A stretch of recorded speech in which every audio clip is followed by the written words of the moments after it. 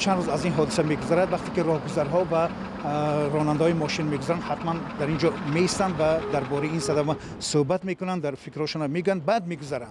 لکسوس 460 که با کبیر پسر رئیس بازار معروف با نام سلطان کبیر در همین جا برخورد، جان دو جوان را گرفت و دو جوان دیگر که هر 4 نفر دانشجویان دانشگاه ملی تاجیکستان بوده و تحصیل خوب داشتند، هم ضرر دیدن و هم جان خود را از دست دادند. حالا 2 نفر از آنها در بیمارستان استقلال یعنی که بستری هستند که یکی از آنها خودی کبیر راننده همین ماشین است. وزارت کارهای داخلی تاجیکستان در نسبت این حادثه با ماده 212 یعنی از ویران کردن قاعده را پرونده باز کرده و تفتیشات را ادامه می‌دهد. نزدیکان هلاک شده ها و خانواده کبیر هنوز در مورد حادثه چیزی نگفتند.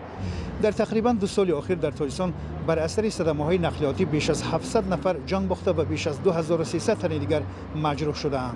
سالهای اخیر چندی از صدمه‌ها با اشتراک فرزندان مقامداران تاجیک و افراد شناخته کشور رخ داده است.